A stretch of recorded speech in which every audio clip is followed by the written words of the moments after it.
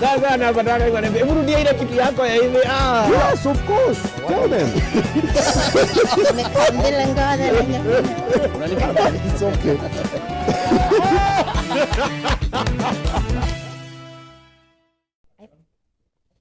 A very good evening to you. Welcome to Obinna Show Live. Happy New Week. It's Monday. I hope we are securing the bag ama we are planning how to secure the bag. The race is against poverty. Na hakuna kuchoka. Tunajaribu. We either get rich or we die trying.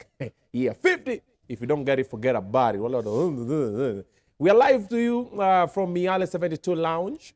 This is the best place to be. We keep on coming back here because of the food. Amazing. Ample parking space. There's a car wash on site. And also the privacy is guaranteed. They have these 2 cubicles. Hata we need to get that video for the 2 cubicles into onyeshe venye kuna kani nini. Andrew was to send me that video jatuma mpaka saizi. Andrew, I see you. So pitia, unajificha, una relax. Pia uko na club. Kama unataka tu kuja sherehe, unaingia kwa club. Kama uko na anniversary, uko na birthday, uko na graduation party, unakama hapa hivi. Even corporate. You want lunch, you want dinner, you can call on Miale 72 Lounge and they also deliver. Labda uko mtaani uko like, hii Miale special Obinna wanasema ni nini, they deliver it to you, all right? That is why we are here. And on tonight's show, Obinna Show Live, we are hosting, she is a celebrity, she is a lawyer, she is beautiful,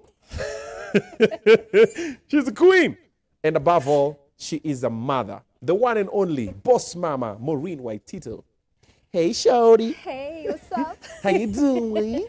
This has been coming a long time. Yeah. No, we umekuwa unanilenga. We were to do kula show with you. Yes. Then what happened? First of all, I love that show so much. Okay. But something happened which I'll share with you maybe much later. Okay. So sikukulenga. Okay. And I'm here now. You're here now. I'm here now. Let's work with what we have. We should have preferred to have food in, but even this one meal will do. We still have food on the show. What can I eat? Let me see how much I can eat Hey. and answer your questions. Where we shikanishi. Rudi hapa na mimi. Thank you. How nice of you to join us. There's a meal on the show, but it's fine. Yes. Karibu. Oh, we call it a happy meal. Comes with kids. Wewe. Sasa umesema kids ukaribu. Toa hapo nini kidogo. Really, na toys. No, unajua tukikwanga. Hey, wow. Okay, mpaka mabzz. I hope my kids are not watching Yeah. this. You know, Zima tukiwa kwa kiwanja, sisi si wazazi wa mtu. Me like now, me I'm nobody's father. In fact, I don't have any children. Niko hivi peke yangu, wale walikuja na mama zao. Sasa pia wewe uko peke yako. Watoto ni baadaye. Okay. Usiharibu soko. Sawa. Soko ni chafu. Nimeshika sasa. Yes. Welcome to Obinna Show Live. Thank you. You're looking nice. Asante. I've always wanted to ask you. Kuna siku unakuwa umeparara?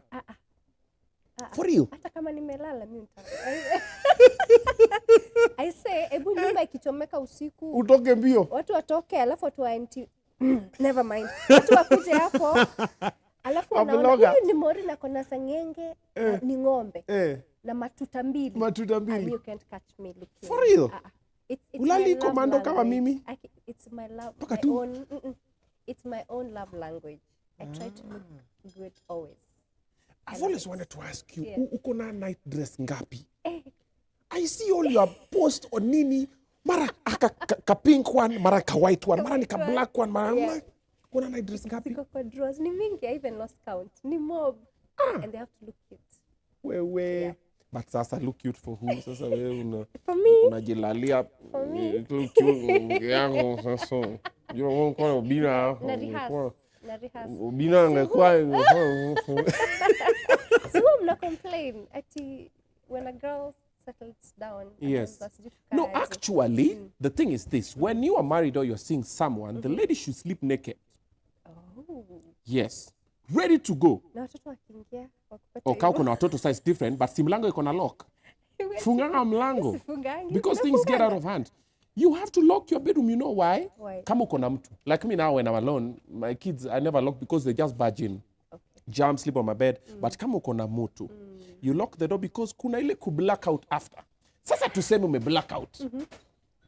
ilikuwa ni lot ama ni nani mwenye watoto wake waliingia wakapata amelala tu? Come on, man. Hey. Sasa you lock because you can black out kidogo. Ka power nap. I'm taking notes. You take notes, yeah. Na kama ni mwanaume na uchukwangi power nap after, then you are a poor performer. Tunamaliza kama umeenda. Kwani wewe sikia ariai hao ndio wakuamuka. You're making me go off script. I'm feeling like a small boy when I see you. Feeling smitten. So the first time I met you, it was in at Movenpick. Imagine 4 years ago. That was 4 years ago. Yo. Yeah, 4 years ago. Wow. Yeah, I got like a memory, you know, and it was actually, I think around this time, 2019. Hey. Yeah. Yeah, me, I remember moments. Strangely enough, I don't remember dates. Yeah. Like unasema, ilikuwa which year? I'm like, I don't remember, but I remember everything that happened. So you walked in. So we were over there, you know, finessing. I was like, let me go holla. Then I came and then you ignored me. Ulinisalimia juju. Jamani. Aki that day ulinidi moralize. Nilisi, hata si mrembo. Hata she's not fine. Nikienda hapo nikakula tu kuku yangu, nika relax. And then you are busy talking to the other ladies. I'm like, wow, okay. Yeah. Okay, it's good. Now that it's out there. On the table. Yes, yeah, Okay. I felt very bad. But you're looking very nice. And you always do. So that was the day I started following you. Yes. And We took a picture. Yes. I tagged you. Yeah. You did not repost, but it's fine. Yeah, it's fine. Just putting it out fine, there. Yeah? Utaniambia fine. Yes. That's not cool. You do it. Now, if you take any pictures, you have to repost. What wajue uko na nani? Hey, Oga Obinna amefika kwangu. Yeah. So I felt very bad. And then, but since that day, I've been following you. So I've been seeing you juggling motherhood, juggling, kumendaje huku? Umejua tuko live. Kamera ndio hii hapa. Unaona venye umechanganya watu huku. Mpaka bosi anapita tu hapa. It's fine. Okay. So, umechanganya watu huku. Hawafanyangi vitu kama hizi. Watu wanakonga merelax. So, effect, Maureen effect. Yeah, so I see you juggling all these things. Then kidogo nakuona mara umeenda kwa gym, mara umewacha. Nakuona kwa Jeep, nakuona kwa Benz. Naona majunior wana grow. I'm like, how does she do all this? Then I'm like, so all the time, when you see a post for a lady who's you always go to the comments. Untakuona nani yako hapa? Who's the man? Who's the man? And somehow, napata tu mafisi, some other shortest, oh girlfriend, you're looking nice. I'm like, shut up. We were looking for the guy who's like, hey baby. You're like, Hayuko. And then you don't post men or a man. I'm like, kuku kunaendaje? So, just before we start the show, is it a green light? Is it yellow? Ama wanasemanga, there's another term they use for amber. Is it amber or yellow? Ama is it red? Love you. Kuna mutu.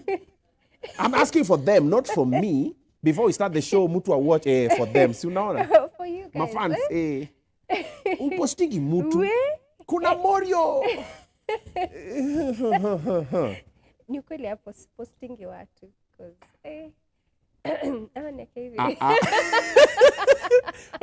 postingi watu and then wow. Hebu zoom in. Hii iko empty, ndio nangoja iwekwe.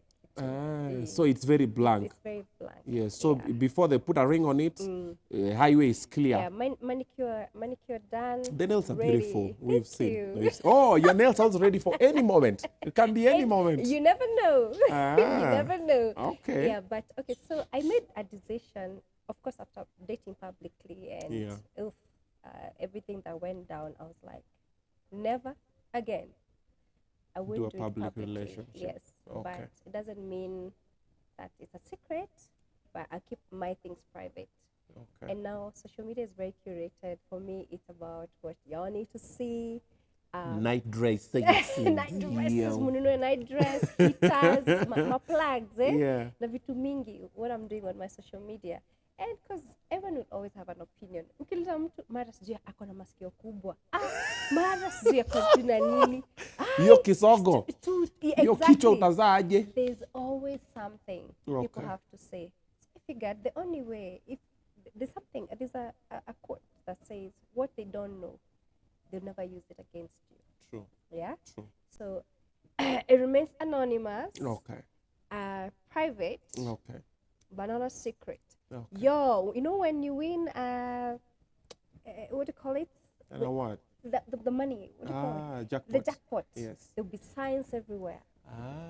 We will see. It will be loud for everybody. Now, just asking.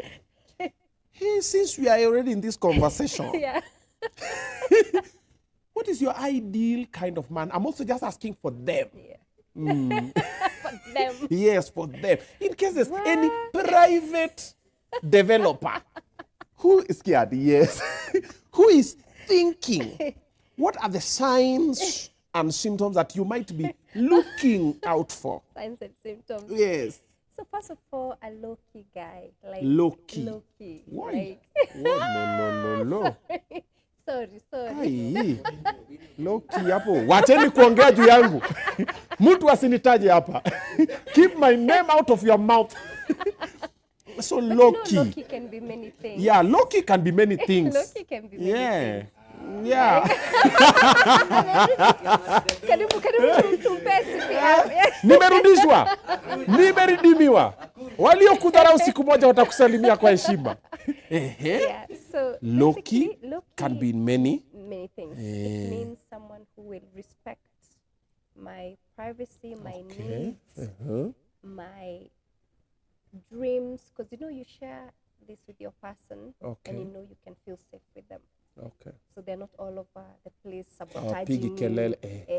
Because you're sabotage. Because again, you want to be with this one. I keep saying, and I'm very consistent. My best friend, like you want to be with a best friend. Develop beautiful friendship with. And you know, because mapenzi huisha, like yes, that's true. Inashangalatha. Then you want this person, you always look forward to like figure and then he's not your friend. It's like sasa huyu. Like and you know, like it's about just getting each other on certain levels. And of course, with my requirements right now are very different from what they were before. Kwani, what were they before? Well, it's what they are now. I can't. Before you just wanted just a man. Right now, low-key, respect, and my best friend. Best friend. Yes, somebody who gets me. The fact that not only am I a mom, but I'm a girl too. Like a girl toto. A girl toto. You need a Luo man. Hey. Yeah. You know, because I don't need to explain to you why I can't make it at a certain time, or like you know, someone who will gel with me and understand. So hey, I know you have kids, and I'll accommodate you in this and that manner. It's very beautiful. Like to me, that's ideal. Then they say, don't look at what is usiangalia kwa nje. Just look what is inside wanaume their wallet. Angali sura pesa. Woi. Sasa si hata afadhali. Umesema pesa muhimu. Sura sio muhimu. He's handsome in the bank. Hapo siko mbaya sana. Unamwangalia na 3D scan. Unamwangalia na 3D. Okay, sorry, akuje mtu mwenye at least akona maisha yake, si mtu anakuja kudepend. Hey, Mimi, I want to say so many things, but I'll just say just say it. It's Obinna show live. Come on, we let it go. Let it rip. Yeah, I can only like take care of 2 boys. You don't want to take care of another boy. I don't want to take care of another I am a slay king. Mumeambiwa. So in short, utaki. Okay. Miaka? Oh, actually, I'm not. Okay, I'm kind of open. Okay. But I'm drawn to probably guys who are a bit more mature. Okay. Yeah. You know, you can be older and not mature. And not mature, exactly. You can be younger but exactly. mature. We nyamaza, nini unafanya hivi? Sio yeah. wewe. Unaona mimi napigania. I'm fighting for my life. It's true. You're very right. That's what I'm saying. I'm open. Okay. And it's about the maturity. Okay. You can find somebody, again, you've already said it. You got it right there. Can you date someone who's younger than you? Again, depends on... What's the age gap? Like how low? Oh. How low can you go? For example, 5? No more than, not more than 3, 4. 3, 4. Yeah. Okay. Older? 10, 20? Yeah. There's some zaddies out there.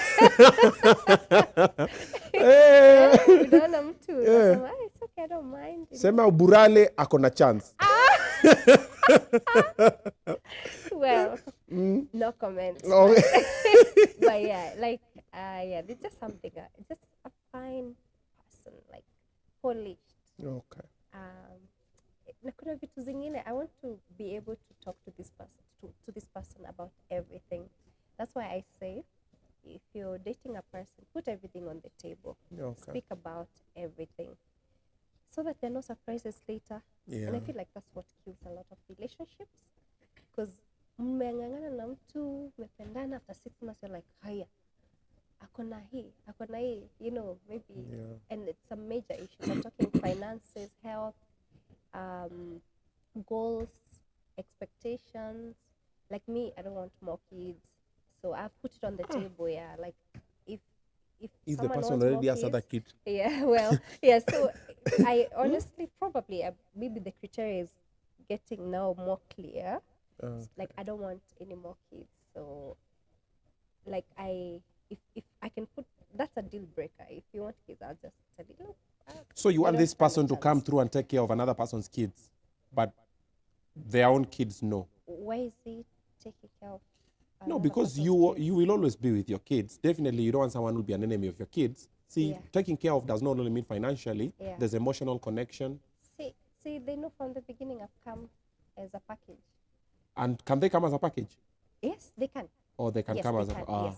Yes. So it's level playing field. Me, I thought you were saying, no, you don't come as a package, but I'm coming as a package. No. I really, yes, please. Okay. Yeah. Alrighty. Now that is out of the window, now you know part. what to do. Wanna slide kwa dia mama nakupata wapi? Jamani, watu sijui wanaogopa. Do they slide on the DM? Do you have men in your DM? The messages I get are so weird. Like, can't even say them out here. Tuma nudes. They say inappropriate things. They say such inappropriate things. Like? Nikikushika. Wewe! But ni ukweli. Akikushika. But well, my IG settings filter a lot of like, so I've been very lucky not to get pictures. Atatuma but I thank God. Woo, no. Waindi hajafika huko, hello beautiful. Oh, you want to see something? No. Kidogo. Oh no. But yeah, I get some inappropriate messages. But yeah, sometimes you need to know I'm not the only one who looks at my Instagram DMs. What do you mean? There's someone else. Yeah, I have my personal assistant, so she probably gets to them before. Wacha ni unsent. Wacha nitoe zangu zote. Unajua? Uko sawa. So yeye amekuwa anaona maheze nimekuwa nikituma mama. Well, I like to move it. Uko kwa DM niko kama King Julian. Well, but that's... So yeye amekuwa na reply the memorial wanatuma nini? Well, she doesn't. She just leaves them there for me to see. It's like, yeah. So she picked the important ones, business. Have you had anybody propose to you in your DM? Like, I want to marry you or something? All the time. No, ignore. Sasa mimi sijui mtu. Kwanza mwingine wakuangi hata na profile pictures. Yeah, important people come with pseudos. Mwingine ako na picture yake na bibi yake na watoto. See, the Islam, come on. You know, more than one wife. Come on, you know, you need to be... By the way, sometimes you look at these profile pictures, you're like, what? Ama nisahau ameka profile picture ya watoto. Na bibi yake. That's not my wife and children. Those are just people who live in my house. No, that's my friend. Yeah, it's my friend and our children. But we live in the same house because I take care of them. But we're just friends. Yeah. I wish I met you before I met my wife. The party is on my line. Well, but proposals ziko mingi. Na young people, have you found to... tunashindanga huko. But nawaambianga nyinyi wewe niko na boys. Those are my... Wananiambia what? Can I be your Ben 10? I'm like, first of all, I'm not... Anataka tu kuleta stima. You know Ben 10 kazi yake ni nini? Stima. KPLC to cable. Yana nakwambia, I only got cable to offer, but... Yeah, a few. In fact, those ones don't even hide. They come and comment. Like, if you go through the comments. You want to Ben 10? Wait, unangalia mtu? No. By the way, no. I have sons. Sometimes you look at these boys.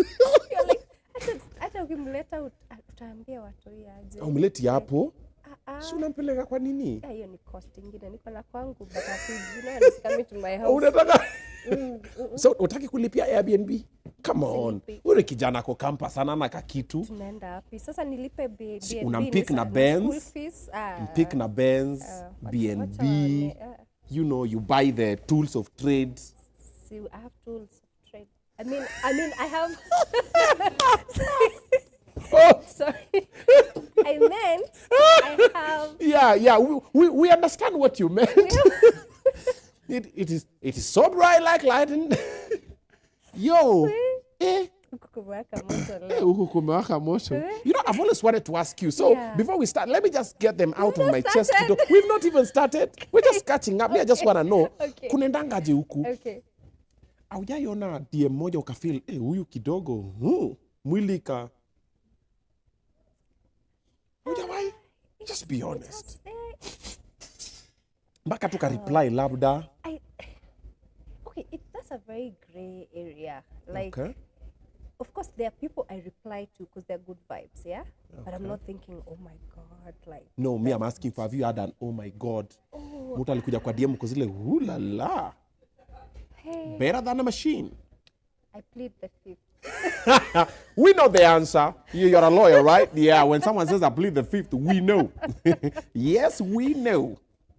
Okay. Yeah. All right. And shorties? Oh, no. You don't I don't give hitting those on vibes. I think I'm so straight, I don't give vibes for shorties too many. Oh, I've just been hit on in person. Yeah. Like...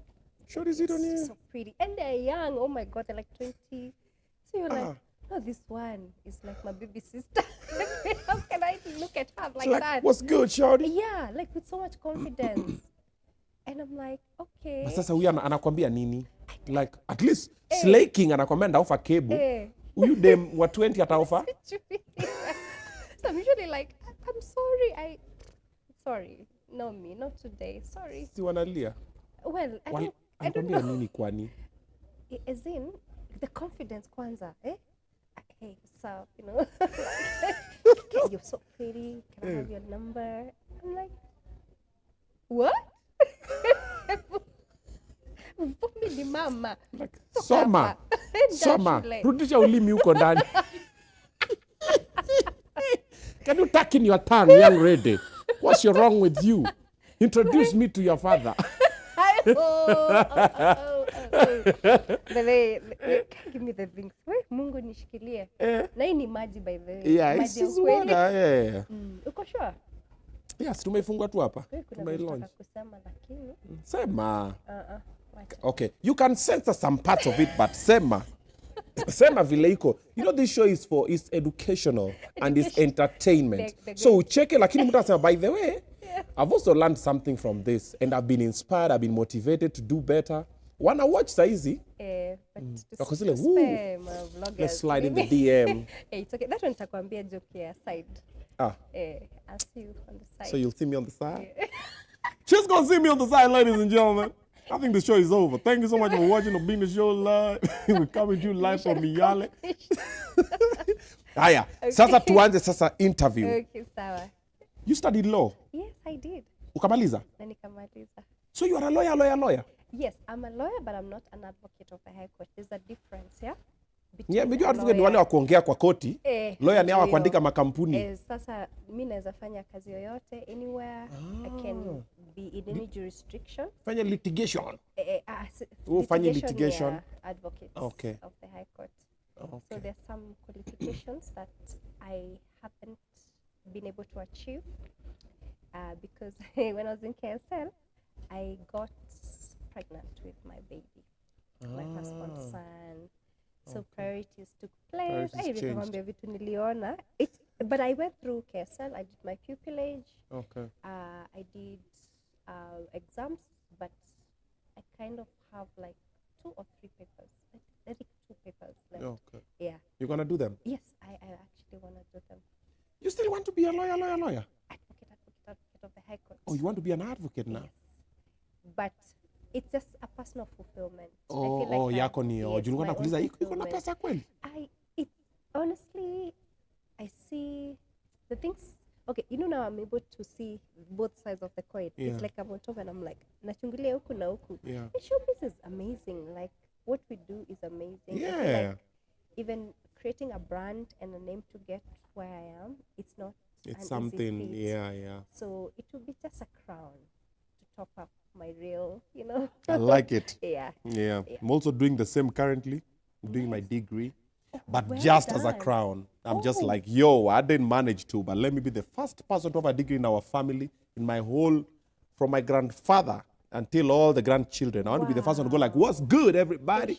But it's not that I need to graduate, but still, probably in 2025. It's okay. Yes. Give yourself time. I'll be ndavaa hiyo gown nirushe kofia juu pia niseme, woo! Mama, we made it. Yeah, so also myself is personal, not really. Because if I look at the way the math is mathing, because even the course I'm doing, so they'll tell me to go for attachment where I'm like, I've done attachment for the last 7 years. I'm doing media. I'm like, I've been on all of them. Yeah. Natumia episodes of Obinna Show live. Here's my attachment. By the way. So like you now, you've been in showbiz, you're making so much money, you're a celebrity, you are a mother, you're someone that people are looking up to. Then you're like, no, I still want to be. Yeah, and actually, it's when, like this last term, this one that has ended. Yeah. So the kids were being, the first one. Yeah. They were being asked about careers and so they brought like a pilot, like people with particular qualifications to school. I won't lie to you. It touched me. I was like, these kids better say their mommy is an advocate of the High Court. My mom is an influencer. Well, beyond that, and she's a lawyer and advocate of the High Court. They said? Well, that time, yes, they say lawyer, okay. But that's advocate of the High Court. Before they understand what it is, they have to say it. They have to say it. Yeah, you're like, I'm doing this for pride. all those other mothers when it comes for Parents' Day. Yes. They better recognize. And honestly, also for second chances, like that time, I felt like my life kind of stopped and now I've picked it up. And second chances, even you, but they have been encouraging you. I know. I don't ever say, no. You have a second chance. Actually, sorry, this is just a by the way. Okay. And Esther, if you're watching me, this is for you. My friend's mom just graduated. She did her doctorate. Yes. And she's a grandma. I've never been so inspired. I was like, this is like... That's what's up. That's what's up. Now, hata imeningia kabisa because of such stories. Okay. Sana, naambia uinue sauti kidogo. Okay. You are seducing the director. Oh, sorry. Hata mic ili nini. Mnanisikia sasa? Unajua uko zile? Oh gosh. Wacha tutengeneza hii kitu. Ati what? Uko zile, Better? Can confirm? Yeah, in fact, I'm like, come on, I want to be an advocate. Director akupale. Ananyonya vidole. Yeah, so that's nice. Me, when I see people who, let me say, mature people crossing some things off their bucket list is nice. When I see people going back to school, even primary, high school, people doing their degrees, or even just traveling the world, or starting that company, I'm always like, do it. Yeah. Why not? Like personally at the moment, I'm doing a couple of things I've always wanted to do. I'm gathering a couple of skills. And people don't understand. In mind, I'm like, I've always wanted to do this thing. I've always wanted to be a golfer. I've wanted to know how to use the guns. I've wanted to know how to do kickboxing. I love weight training, fitness. I want to travel the world. I want to go back to dancing. I used to dance kitambo. Oh my I want to go back to goodness. dancing. Like I want to be flexible, so I want to do yoga. Yes. I want to learn how to swim. I don't know how to swim. But I can float though. Yes. Like, so I want to do all these things. I'm learning how to DJ. I'm in school. So I'm like, do it. Why not? Let me give you another story. I have another friend, corporate guy, well into his peak career, like proper corporate. Yeah. Then I don't know whether he used to DJ or he learned like during COVID. Okay. But something happened, and because of COVID, actually no, it was before. Because of COVID, he used to DJ for his friends, yeah. And then because of his connections, he started getting DJ gigs with like when Hamilton was around, Boys to Men. Yo. So he, because he's a good friend of mine, he's actually called DJ Msitu, like Forest, yeah? Waititu. He's Msitu. Yeah, like I get inspired by such, because like that's the thing, there's no a cap, there's no active, because you're at this particular age, you can do certain things, or because of this age, you should not have achieved certain things. I don't like that stuff. So when I see you listing your list, I'm like, yes, go for it. Let's do it. That'll be on your neck. And one day, let's go shoot. I love the you want to be on my neck? Run. Now, Auntie, kama kaya na wachi kitu zima. So at the moment, what are the things you're doing? So you're a mother, you are in school? Yeah, well, I'm reading for my exams. Okay. That's in school. Yeah. Yeah. Usijitoe kwa shule. Yeah. You are a celebrity. Yeah. You are a brand influencer. Yes. Businesswoman. Businesswoman. And a girl.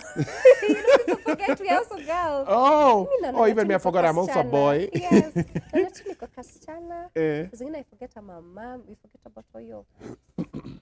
Just wanna for like a minute. Just wanna eat ice cream and look pretty and oh my gosh. And just be oh my gosh. Yeah. Okay. So, but yeah, it's all that is accurate. Okay. Yes. Which high school did you go to? I went to high school called Excel Girls in Kitengela. Ulisomea Kite? Yeah. Guy, hata ukai. Mimi nilikuwa nangoja Brookhaven. Ilikuwa kuzuri, by they have very good standards. It's a very nice school. So you're from a rich family? No. Sema ile kitu mnasemanga, no, the family is okay. Yeah, well, we didn't. We did okay. We did miss a meal. We missed meals, not a meal. I've heard the story. Yeah. Oh, you've had the stories. I'm a big fan of yours, so I watch everything. Okay. Yeah. But you are in, the family was not bad. Yeah. So, if you want to know how the school was, what was the menu? Actually, we used to eat everything. Chapati, chicken. We used to rear chicken. It was part of our agriculture. Mlianza CBC kitambo. By the way. So, shuleni mlikuwa mnapanga line ya kukula kwa dining hall? No, we were few. There were very few of us. Okay. So I think I was actually index 13 because the school was like brand new, like a private school. Yeah. Story for another day. Okay. Yeah. I get the point. You are just fine. So ukatoka Excel? Ikaingia KU. Tena utaniambia sikai kwenda KU. KU ni kubaya. Aje sasa. Mtoto wangu akiitwa KU nitakataa. Hata mimi nashangaa umekuaje lawyer? But you know there's KU law school. It's on its I own. know. Oh, so kuna tofauti? Yes. No, I know the one in Paki. Yes. But Ndovuku alisema tu KU kuna venye first year watu wakifanya introduction alafu unajua reproduction.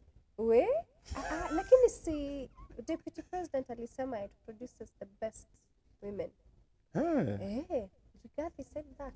Rigiji? So you're gonna believe nani over Rigiji? I don't know. But look at me. I'm a product of KU. Okay. So KU, law campus, ukangangana nayo. Then School of Law. Yeah. Hapo ndio. Nikapatana na mtu. Reproduction wewe ndani. Ukasema hii law ingoje kidogo. Let me take the law into my own hands. Well, instead of getting admitted to the bar, I got admitted to the hospital to get a baby. Were you ready? Did you want the baby, or was it an oops baby? Definitely an oops baby. Okay. But we were in a good relationship. I just cleared campus. There's something about African parents. Okay. It's like you have to go in stages. Okay. So umalize shule, uende campus, pata degree, sasa wanaanza kuuliza kwapi bwana. You know? Hauna mtu. Hauna mtu. Now you know you're a big girl. But then I was actually excited about being in a relationship, but the baby was not I didn't know what I was doing, both of us. But we were like, oh my goodness. In fact, I remember we were both so excited and scared at the same time.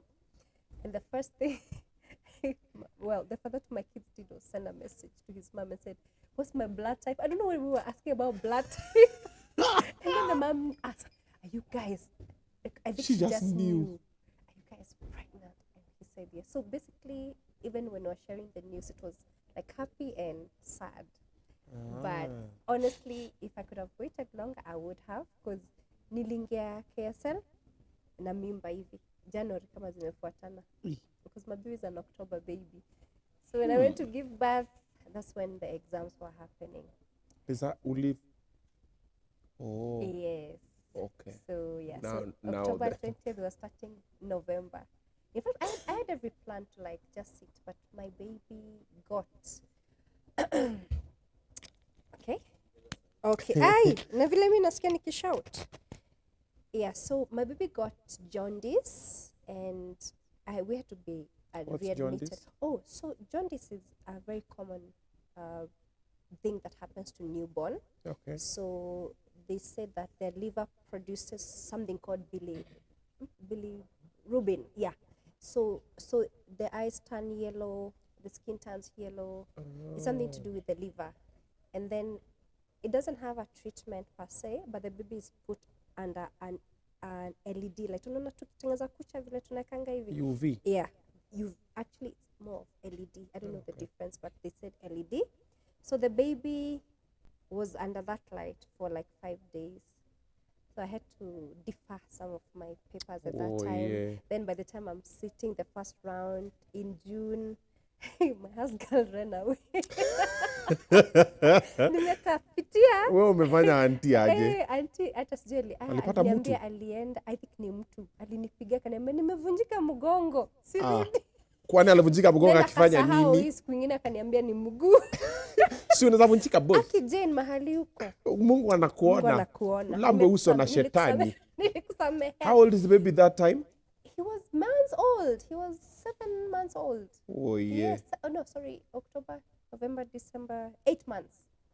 Yeah. Auntie, nimevunjika mgongo sio nikirudi kazi. Aliniomba off because I had to take some time off from work, from the law firm. Yeah. So hiyo wiki tukakaa vizuri, akaniambia wacha nikimbie home, nitarudi Sunday now so I can start my exams on Monday. Yeah. Vile aliniambia hivyo, something to maybe go check her room. So I went to check, akinapata amebeba kila kitu. Hakuwa arudi. Yeye alivunjika mgongo. Alivunjika mgongo. Alifosi. Alianguka kwa moto, akavunjika mgongo na mguu. Are you thinking what I'm thinking? Well, yeah, alianguka kwa moto. So what did you do? So I had to sort of, now a so new nanny, yes, a new nanny, new baby, new everything. You have to learn again. Yes, I had to go back to work because I was still doing my pupillage. Yeah. So nika try round 2 November. So that's how I didn't like manage to do everything. Okay. But now, and then also they were not paying well at the farm. What is well? Basically, they were paying peanuts. What's peanuts? Jugu. Nilikuwa nalipwa 10,000 as of messenger. I was balling. 15K. I was a big boy. 15. I only kwa mbele yangu. But kwa law firm kidogo. Kwani when you're office messenger. Kwanza ulikuwa unafanya nini? Ulikuwa na intern? By the way, basically pupillage is internship. There you go. Sasa usicomplain. But no. At least ulikupea fair. Unachukua tu kipea auntie. Ilikuwa inatoka kama iliingia kama imetoka. Kwa conveyor belt. Mshwari. So after this, bado tena ukaenda tena baby number 2. baby number 2 kwanza I come through. You didn't learn from... No, let me tell you. My second born, I was actually on birth control. Yeah. I was just that unlucky 1%. Oh, lucky because he's the best thing ever. Like birth control will backfire. It will backfire. Ganio. Patch. P2. Ever patch. No, ever patch. Patch ni gani? So mimi nimejua 3. Okay, nimejua P2. P2. Okay, no, ya kwanza ni ku DJ. DVD. So in case you Morio ajakuja na DVD, I'm the chick because they're also female condoms. Yeah. Part 2, no. Birth control number 1 is abstaining. Yes. Okay. Number 2 is DVD. Yeah. Number 3, now the shorty comes in. Now there is P2. Tomorrow morning, early in the morning. Yeah.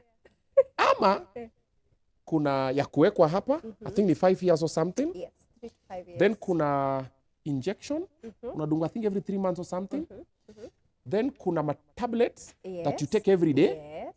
And then kuna kale kachuma kanaka hivi. Yenye mamori hawapendi. Kunaenda ngaje? Kwani? Hey, mamori wanasemanga na I feel. It's just a string. Kuna chuma huko mbele. Ni strings. Ni kopa. We ni Morio? Umeifi. No, but I don't know, my God. That's the much I know about it. I guess so mademo anasemanga, inakuharibu hormones, see what? And then the shinan as well and the tablets, it changes your menstruation cycle. You have twice, nini, heavy flow, all that. True. Then iya kweko huku ndani, some ladies say they are not comfortable. True. And some men are like, we toa hiyo chuma huko bwana. Mbona mimi naenda ni kama umevaa bulletproof. Yeah, it's just uncomfortable. Yeah, so those ones I know. So iya patch ndio gani? So every patch, there are 3 patches you get every month, and then you wear each for 7 days. Yeah. Patch looks like a pad. No. It's a patch. You can patch it here. It's like a elastoplast. Unaiweka hapa, ama hapa, ama huku. Huko nyuma toa. Irudishe huko.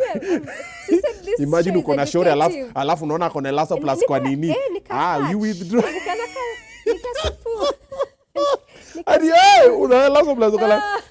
Okay, who was hitting you? Well, so every patch. So you put it and then what does it do? So it regulates everything. So when you when you take it off the third one on the 7th day, you get your period. Usually they say it's 7 days, but whenever they end, you start the cycle. Yeah. So kila mwezi uko na hiyo patch. So Mori alikuwa tu rafa karibu patch. Alishtukia mengoa patch. That boy was meant to be here. Oh, the patch was there, but the boy was like, I will walk through the valley of the shadow of patches.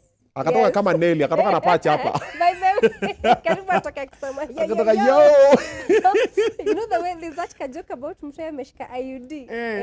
Alitoka na patch imempiga hapa na angalia hivi. Yeah, what's up? Like guess who the car dragged him? Yeah, okay. Yeah, so there's that, and there are very many other methods, by the way. Yeah. Of which I think it's important for people to know. There's also the permanent ones. Would you do? But no, would I do vasectomy? Would you do vasectomy? It depends. Will I still enjoy? Okay, yes. I could have done vasectomy a long time ago. I thought about it. Because, truth be told, when you are Obinna, you meet all kinds of shorties. There are those shorties for, come on, you don't trust me. And there are those shorties for, come on, I know how to take care of myself. And those shorties for, come on, you think I can trap you with a baby? So we have all those forms. And we also have the ones for, come on, me, I'm safe. And we have those ones for, mimi, raba wa inafanya najikuna kuna. Kwanza hao wako wengi. And we have those ones for, they will never ask you anything for, do you have, all say, mpaka, unafika, line ya mwisho ndo kuzile, so ndo ka pause. Unatoka unaenda kutafuta unapata, then unarudi, relax to akukuuliza from the beginning. So if you are an Obinna, you might end up falling in very bad holes. Then tomorrow, everybody's like, we have, and me, I learned my lesson. Obinaz.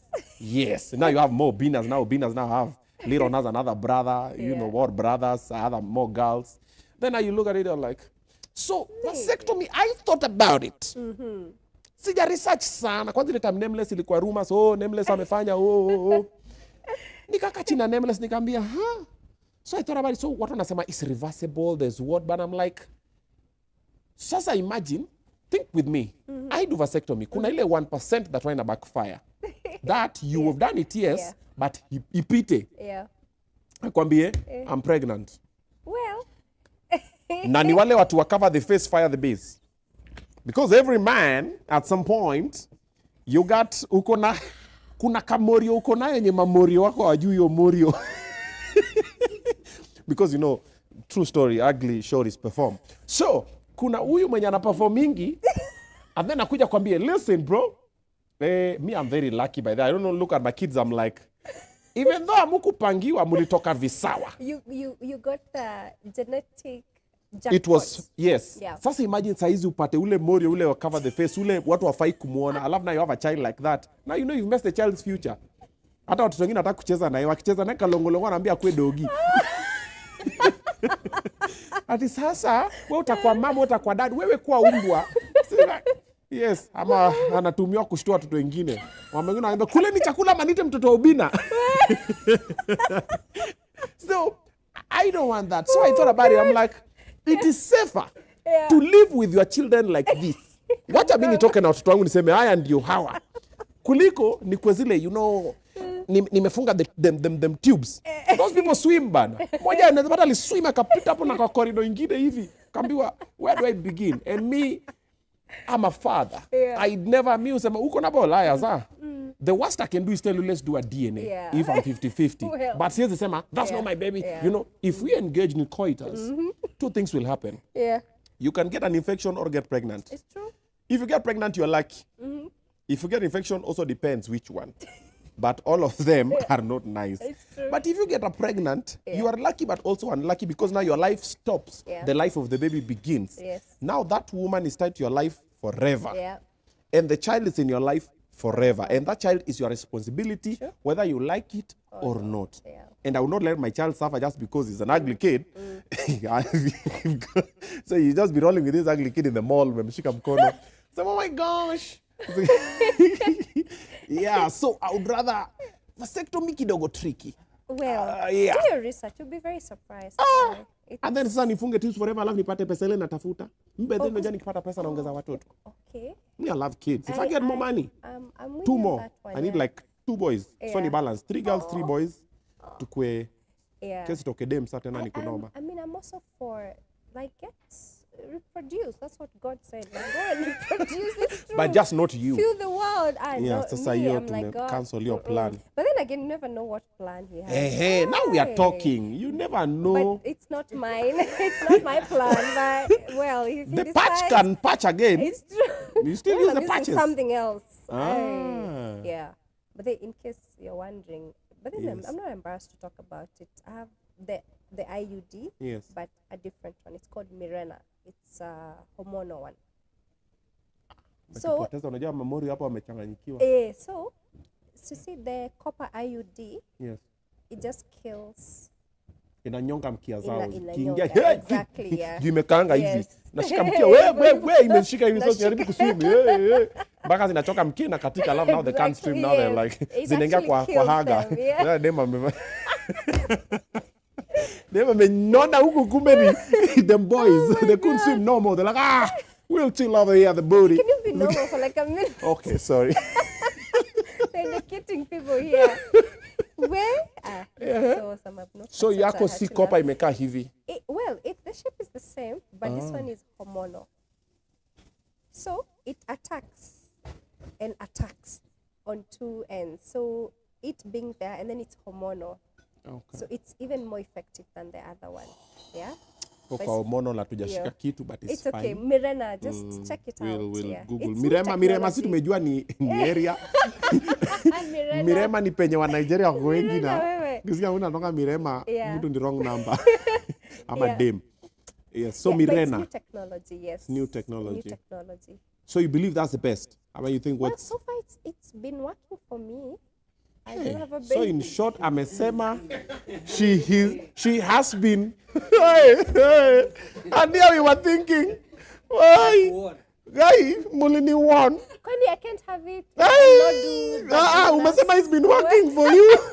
Kwani imekuwa inachunga uji? Well. Okay, ni uji. Yogurt. Okay. Hi. Haki maboy child umetu hurt. So in short. I'll redeem you. Yeah, usiseme vitu kama hizo. Sema to me I'm not been using any, you know, and then. Well, we're keeping it real today. Damn. Niko sure roho ya umeumiza watu wengi, si yangu. Lakini so far it's been working for you. Well. So today if it fails to work accidentally, you get another boy. Because when you want to kusema Morio. But then I need one more boy. Think about it. Mimi niko na mbegu ya mashori. I'm taking ready-made ones. Kidogo shida ya ready-made. I don't mind. By the strangely enough, I find mothers very attractive and mature and clean. I also said in another interview, I find single mothers very clean. But mwenye kidogo hawajaza wanakuanga, and then single mothers are very patient because wamekapitia. Kama hawajapitia na baby daddy, wamepitia na mtoto ama watoto. Sasa unapatanga ametulia, amejua nikisema hivi, you know. So I find, however, a baby girl is manageable. What are you saying? A baby boy is tricky.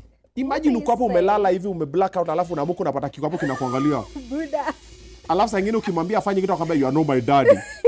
But yeah, boys are a bit, and then boys are a bit stiff to blend with. Yeah. Girls will always, if mommy is happy, boys watakuwa na kuangalia kama competitions zile za so you are the one who mom was not with us yesterday because we black out.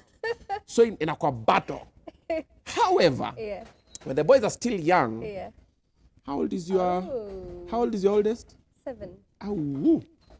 Huyu amejua. Tungepata kiwa 4. Yeah, unajua wanakuangalia zile za. They know everything. This man of my daddy. Anakuita na jina yako, unasikia anaita Steve. Come on. Anko alafu inafikanga akitaka kwa rudi nakwambia wewe Steve. Mom, Steve alikuwa anakulizia. Come on, man. Like slow down. Call me daddy. Yeah. But you never know. You never know. Like I always say, Never know. Kama ambare ya menini. Kama ambare kidogo unajua punda amefika paka kwama. Sasa in the meantime, wacha nisikaukiwe sana. We can refocus, reorganize and attack Viva. Okay. Because spectator simbali more or less like my women, independent and powerful and yes. Aya, kidogo nimepotea. Where were we? We're talking about, okay. So if a child comes. Yeah. If everything fails and a baby comes. Yeah. Of course, that's my baby. They're meant to be here. Not they. Oops. I mean, he or she is meant to be here. Yeah. I really. It's fine. It's okay. Yeah. And honestly, I do get baby fever sometimes. Yeah, I'm like, what if I got a baby girl who looks just like me? You want baby girl? You said baby girl. Baby girl. Kuna mtu nimejua. Kuna mtu nimejua ako na mbegu ya madem. Baby fever. Unakangu uko like, these ones are growing too fast. Like, I also have the same thing, but I will not call it baby fever per se. But Lola is growing. Lola just turned 6. Yeah. And I'm like, there's that tiny. I know. Hata kuna siku aliambia dad naweza tamani nirudi kwa mtoto. I felt so sorry for because she was looking at her pictures and the videos of me and her when she was tiny. Yes. She wants to go back to that and sometimes she thinks she's that. I'm like, yo man. They do. Even me, every time I see my youngest, I'm like, just the other day he was like a boss baby, you know, with the pacifier. So chubby. No, he's tall and long and like yeah. You're like, you just want. You wish you can just snap and they go back to being babies. But hey. Sharp Peter. Yeah. We live, we learn. But there's a solution. Can always get another one. Tutapenda wenye wako kwa hii dunia. Tutapenda wenye wako kwa dunia. So, the babies are growing. Yeah. Life is happening. You've said sometimes you get baby fever. Yeah, I do. Do you get, apart from baby fever, do you get lonely in the middle of the night when the baby's asleep? Ooh. Let me tell you, there are 2 things I don't get, and that's lonely and bored. life is, there's so much to do. Quite serious. Aki, there's so the much middle to of the do. night. There's so much to do. In the middle of the night, I'm sleeping. Okay, what time do you go to bed? 9:30, 10. Kwani unaenda shule asubuhi? I wake up to go to the gym in the morning. Okay, I start unaamka my saa day in ngapi? the gym, 6. So you don't get lonely? I don't. May I black out until morning. And there's so much to do. So I have a lot to do, so I have to rest. No one has time to be lonely. Yeah. Do you get lonely during the day? No. For real? No, I don't. My life is so... When in Maui? No. Okay, lonely. How can I be lonely? I'm surrounded by so much love and noise and everything good. Have you seen me? I'm surrounded with everything nice, and I'm living the best life. Like I am where I wanted to be, exactly. and I've achieved nearly everything that I wanted to achieve. That's but I still get lonely. Okay, which lonely are we talking about? Kwani tunaongea juu ya lonely gani? I'm not talking about being alone. There are people who are alone and they are not lonely, and there are people who are with people. They are not alone, but they are lonely. Like those moments where you're just like, if there was someone here who I would share this moment with, either it's a win or a loss or whatever, you know, like, you know exactly what I'm talking about. Stop lawyering yourself on me. Try to be diplomatic. Yes, because like, No, actually, no, I think sasa umekuwa mgumu. Sasa wacha tuache hiyo story, umekuwa mgumu But hapo. honestly, I say loneliness and boredom. Okay. There's so much to do. There's so much to do. So much to do. If you can't sleep, meza dawa kulala. Ama watch a boring movie. Haki tuna joke hivyo na unajua kuna time see what. Anyway. No, people get very now. So you are not lonely. Life is happening. You did law. The babies came in. Everything happened. From then and now, when you look at yourself, is there something you're looking at? You're like, I wish I knew this then. Gosh, all the time. Yeah. All the time. Or I wish I did this differently. Yes. Or I wish I could go back in time and stop this here. Yeah. But then when I have those thoughts, because they happen a lot, I say, okay, hey, what are we doing here? We have to learn. If I didn't learn from one lesson and I repeat the same mistake, then definitely there's something wrong. Okay. Yeah, but I think making the same mistake twice is like, come on. Yeah. There's a likelihood you'll make it at that time. And the fourth time, it becomes who you are. Have you seen people who just do the same thing over and over again until they're too old to reform? Yeah? That was me. Well, with the problem, I have a problem for letting go. I have a problem with goodbyes. Oh. I always think it could have been, I could have changed. Let me try and salvage. Even with my exes, like if she would reach out, chance of us trying again is higher than me just saying, hell no. Oh my goodness. But there are some that hell no. Exes, okay. Yeah, there are some that hell no. Is there an ex in your life who, if she comes back, you'll be like, yes? I have been there a couple of times. Okay. Like, there's one that was back a couple of times. Yeah. And I was like, let's try. And then you try. But now the problem normally is it's never the same. And also, the same thing that broke you too. She'll do it again. If either have not changed the perspective or that's a problem, you repeat the same, it becomes they a repeat cycle. the same thing, then you're like, what do you want? You don't learn, and then you realize after a period of time, you're like, why am I still holding into this thing? And it's not, sometimes you just let it go. Like, it's not worth. And then when you let go, when you make peace. So the problem with me, it's hard for me to let go, but when I let go, you let go. You have tried one. Now I just look at it, I'm like, I will try 1,000,001. Like I would ride and die for you, but when I'm like, sasa I've made peace ni sawa.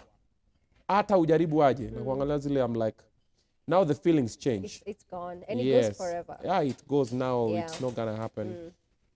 Okay. But a lot of people always. So you've learned there's some things you're like, I would do different. Do you have maybe two for someone who's watching you and is like, I want to be her? Maybe like two things that you're like, I could have done this differently. There's a young in somewhere 20 years old, 19, 22. Actually, even more like me myself, if I was that age, what I would tell myself.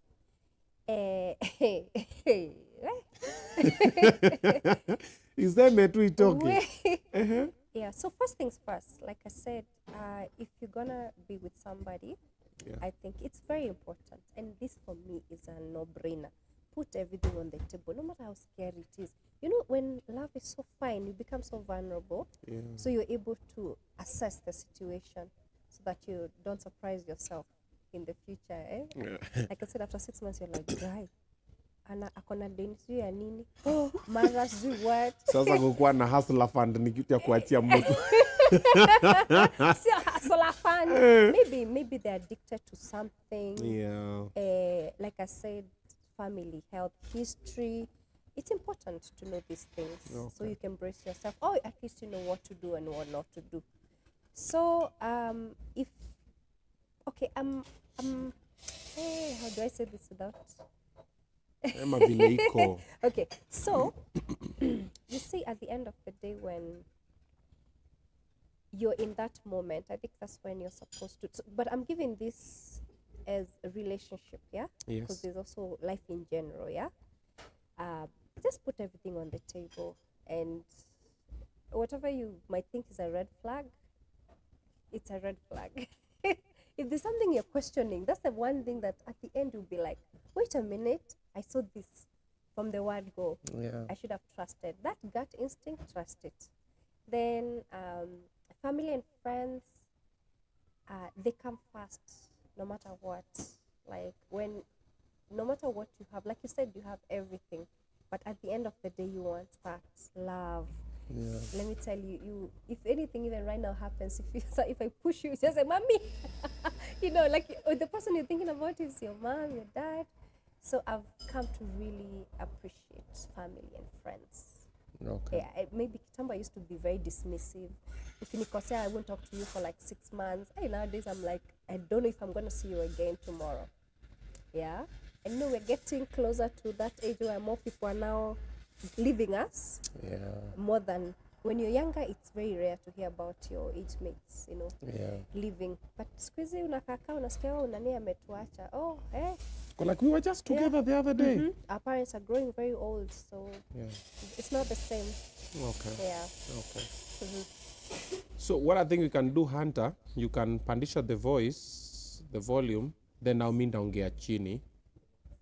Iko max? Yeah. Ado anasema volume yako kidogo. Uko na volume iko sawa lakini at the wrong venue. Oh. Yo bedroom yako kwa bedroom. Iko sawa.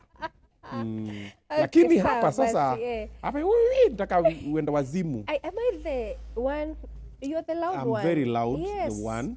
I'm very animated, and then also pia uko too very calm. Yes, you're very calm and collected. Okay, I'll try and raise my voice like that. There you go. Okay. Yeah, take charge. All right. So, Obinna, stand in the corner and think about what you're about to do. Turn around. Yeah. Face the wall. There you go. Then you come to mommy's room. No, I didn't say that. I do that to my boys. I tell them, when you're ready to repent, you know where to find me. And then they come, stand at the door, and then they're like, mommy, I'm sorry. I did this and that. So, I don't know. You believe in Kiboko? Yes. Hey. Very important. Spare the rod, spoil the boy. Exactly. But of course, there's a way you have to do it. Yeah. You have to explain to them. You have to explain to them what mistake they've made. You have to de-attach. By the way, why we use kiboko is so that it's not you beating the child. It's the kiboko. No, kiboko inachapa. That's a theory. Inachapa makosa. Itoke. You pull those lines. Nachapa makosa. Ai, mimi sijapi makosa. Ni wewe. Inachapa makosa. But you see, it's more, I think, depending on the age, yeah? Of course, the way you spank a 3-year-old is not the same way you spank your 13-year-old. Probably you'd never even touch him. I saw he's as tall as you. Yeah. Later on, he's 13 now. Gosh, I'm so scared. He's doing kickboxing. Wow. Mwangalia niko like, we? Well done. Yeah. But yes, I do believe in the rod. Spare the rod, spoil the child. Yep. Kuna wale wakasema, mtoto wangu. Aya. Mayai hapana. Kwa mayai. Mpaka lini. Kwa mayai mpaka haribike. Afuzwe na ulimwengu. Exactly. All right. The kids, how are they catching up with everything? Oh, they're well. They're so loving. Look at me. I'm just in the moment. Wewe una compensate na mapenzi ya watoto. Nikikuona vizuri. Inaonekana hivi nimependwa kwa hiyo nyumba. Sikosangi wewe una compensate. Oh, mommy, I love you, good night. Una compensate na watoto unasema, I'm never lonely, there's so much to do. I'm like, ngoja watoke kwa hiyo nyumba. Wafike 14 hapo wa realize wanaume wako nje. I think, you know, kids, they say the first 10 years of your kids' lives, you're their favorite person. And then they start making friends and becoming independent. So, yeah, wanakuachanisha, unaingia kwa nyumba. Like now, if I enter the house, even if I enter 5 times, they have the same reaction. Mommy! It's like they've seen me for the first time. And I was there like 5 minutes ago. I leave my room, I come, Mommy! There's a day I know I'll open that door and I'll be calling them and they'll just be busy with their things and headphones or whatever they'll have made then. Mimi siku nafunga hiyo mlango watu watahama kwa hiyo nyumba. I told them if niingia hapa alafu nothing changes, then somebody doesn't need to be here clearly. Well, yeah, someone needs to pay ama lipe bills. Yes. I mean, I feel like I'm the kind of a mom who will remove the doors like from the house. Serious? Okay. Where's the feature until you move out? You're my property. You it's like you're spoiling those boys. Do you think so? Why? It's like you're a spoiler mom. Wale wenye watakupigia mpaka akiwa 18, 20. You know my mom. Well, they will because they better because I'll be their best friend. I'm their best friend and I want to be. But there's a boundary. They know who the boss. I'm still a boss to them. Will you decide the people they date, for example, when they turn 19, 20? No, me, I'll equip them with the qualities. Yeah. It's up to them. Because you know, we end up just no, I don't like that young girl. No. Hey, I honestly think you set it up for them. No. Well, it could be an option. You know, my friend has a daughter. Later, like. We joke a lot, by the way, with my friends. Like, sasa nileta ng'ombe, ama kakang'ombe kamoja kazaane uko. By the time they're 25, not 80. See, 18? I'm getting stressed. Sometimes I'm like, they're gonna move out. They're only 5 and 7. But a lot of people always want to know, how do you juggle it? Because we see your mom abilities on social, because you've allowed us to see that. Then we see you as an influencer, as a brand manager, as a business lady, as a celebrity as well. And you're always shooting something somewhere. There's always something. How do you juggle all that? And now you said you're also studying for... Yes, exams. Yeah. Ni kujipanga tu. Honestly, it's just creating a balance, decluttering a lot. You know, have you ever just seen a nice room with very little, but it's enough? That's how I do with my life. Whatever I don't need, I don't give it my time. And I'm very organized. So my days run the same way. My kids also have a schedule they follow. I delegate a lot. Whatever I can do, I have, you know, him over there to run my errands. So I find myself with time where I'm able to do certain things, and I also rest, by the way. When I say it's a day off, whether it's a Monday or a Tuesday, because, you know, our work, as we can't choose a day. So I rest and I switch off from the world. But the most important thing is that I do plan. Like now, I know what my entire week looks like, and everything is in place so that they're not, if there are surprises, at least I'll be able to know, okay, fine. But I know how, like, my following week, I'll share that with my PA. She gets her calendar in order. She reminds me in case I forget anything. Just decluttering, being organized, and delegating. People, I think, need to realize how powerful delegation is. You can do everything. That's true. So in your free time, how do you spend your free time? Interesting. How is it like? What? It's so weird. When you're like, today's mom's day, what happened? I'd probably be watching something nice in my bed, in my cute pajamas.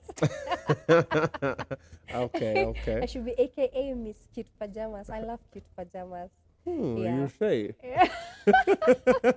Well, yeah, for now. Silisema watu wa nini?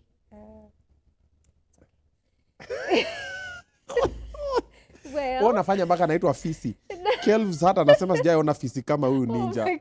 Na bado bro. Hey, wewe unasema ukifika wewe maika na Maureen Waititu in the same space. Okay, Nambare. Okay, Vera. Okay, Aziad. Focus. Focus. If you were me, what would you have done, eh? Sio kupenda kwangu. You know, I'm even feeling hard looking at you for a while. So nakuangalia then naangalia simu hivi. I'm like, no, kuna tu vitu umeweka kwa macho. I thought you real eyes. I'm umeka. I have contacts. Hey, hebu zoom in kwa hizo macho. And then unaniangalia, and then mimi naangalia kando niko like si angalie kando. So I've been trying to struggle with that kidogo lakini here we are. Kumbe watu wameona huko kwa YouTube. Well, like I'm glad they're watching. Thank you for watching. Yes, only God knows. Yes. So umesema you pass time kulala, watch movie kwa kitanda na cute pajamas. Yes. Saa zingine I like just getting away from everything. Okay. You know, a good drive, a nice restaurant, good food, But good company. Wanapenda food. Yeah, well, tunapenda. Hata siwezi teta hapo. Tunapenda food. Yeah, I'm here to find a lady who doesn't like food. Let's go eat. Then she's like, no, you know. Hapo ni yes. Yeah, so yeah. And girlfriends, you know, time. Okay. Yeah, but I always feel like there's never enough time for anything. That's what I was telling you. When you ask me about loneliness and boredom, I'm like, what's that? What are you talking about? What's that? Okay. Yeah. Okay. Yeah. But you know, different people are different. Very true. Like me, when I have free time and I'm not in the gym or I've already worked out and I'm not golfing or in the shooting range and my kids are not around, I'll be in my bedroom, and I'm watching a movie or I'll sleep. I don't want to go where people are. Exactly. If I'm around where people are, then I really have to be there. Yeah. And then when my kids are around, and that's normally the best. Nikisikia wanapiga tukelele pale kwa dining ama kwa bedroom, nasikia niko like, yeah. Me too. I'm also at peace when I can hear them. Me when I can hear them and they are all in the same space. Yeah. Aye, but ile niko huyu sijui kwa mamake huyu. I'm like sasa ule anafanya. Yeah. So amekula. Then you try video call, then they don't pick. I'm like, ndio hiyo. Yeah. Sasa now my day is just spoiled. But now you don't see the one who is here because I'm waiting for. But now when they're there, all of them like, then ikisikia tu wamenyamaza hivi, like something is off. Kuna kitu imeenda wrong mahali. Then ukienda true to your word, you'll always find. So you know, you are like girlfriend. Yeah. Mimi sasa, unajua mamori hatunanga hizo, boyfriends, day out. But you're doing so much, like I know, but it's still not golfing. enough. No, schedule. Like you say, schedule. Like if I wake up at 6 or at 5 when the kids go to school, then I go to the gym, then I go golfing. Then golfing like an hour or maybe 2. Then shooting range. You're golfing how many holes? No, me I'm still learning. Niko fresh. So bado siendi huko 18 holes nini. Na very soon naingia 19 and 20 holes. If you don't get it, forget about it. Well. Yeah, hole number 19 and hole number 20. Ask your golfer friend watakwambia. Okay. Yes. My so dad after that, plays golf, yeah, so. and don't ask your dad. Don't. He's watching. Yeah, don't. Yeah, ask others. I think he's watching. I'm sure So you he go is. to the shooting range for like an hour. Nice. Can only shoot so many bullets. Yeah, true.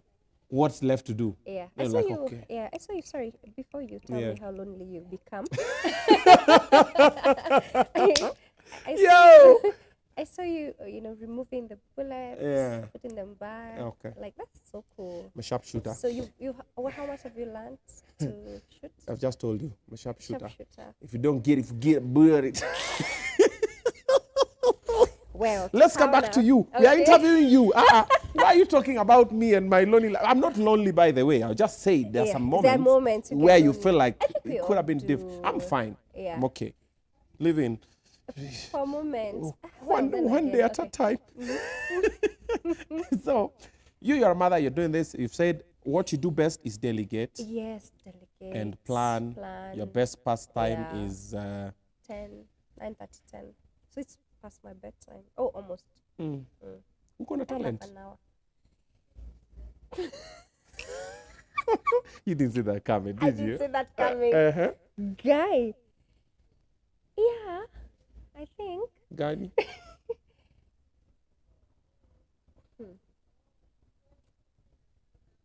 As we were brought up thinking talent is just singing and whatnot. But what is talent? The thing that when you get to do it, it comes easy. It comes naturally. Yeah. Talking to people. why it comes easy to you? It's your face. Oh. When the front office is nice, people talk to you easily. Try having a face like mine. Try talking to me like, hey, it's fine. To me and Nicole. Tutonge kwa WhatsApp to chat. But inaona kama anajicontradict. Watu wataanza kuniambia, okay. But people say I have a very soothing personality. So when they want to even calm themselves down, so I get like my friends calling me, it's like, I just wanted to talk to you because, you know, I'll feel calm. I always have like solutions. I don't panic. I just go on a what can we do mode. Yeah. You're more pragmatic. Yeah, like what's gonna happen. But actually, no, I even forgot. I actually That's have not a a talent. TV. That's a calling. Yeah, it's a calling. You're right. That's why I'm like, you're a talent? healer. I'm a healer. That's a calling. Wow, by the way. You're a healer. Yeah. And it's everybody like around me just want to be in my presence. Even my kids. Like when my kids are not feeling well, I see them coming, just being near me. Yeah. And they just relax. They just feel you're a healer. Yeah. So talent. Kidogo tricky. Kidogo tricky. We'll find out. Ungeanzia kupika. Unajua kupika? Najua. Hiyo Napikanga. You know I know how to si kupika mchele na nini, like those people who prepare wanapika. Yes, I can cook. Niko na ukiwa na you know nowadays you can cook anything as long as you have the ingredients and the recipe. It's true. By the way, I cook pancakes for my kids, but I don't eat pancakes. I'm allergic to eggs, but I make very good pancakes. Penny mayai. Well, zinanipenda lakini nisipendi. Penny mayai. Niko na allergy. Kuna allergy ya mayai. So when others are telling you they're allergic to other things, me, I'm allergic to eggs. To eggs. Especially now. Kuna vile. Aya. Kuna time hapo kidogo ulikuja ukanona. Guy, mtu sema tu hivyo ovyo ovyo, guy. Okay. Kuna time hapo haukukuwa umekonda. Say it in English. It sounds better. There's a time. Hata English ina sound vibaya. This time you gain a lot of weight. There's a time. I don't know if it's a baby weight or... But before that, you used to go to the gym a lot. Yes, I was. Yes, maybe even you met your guy in the gym before that. Oh, but you guys used to work out together. We didn't. Oh. Yeah, but he used to train me. Train happy ending. Now, sasa...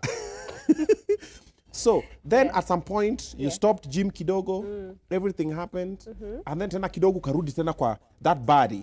Mutako like, you're a mother of 2 boys at 7 and like what? Yeah. Like really? It's a blessing. What's the secret? Well, you work out too much? No.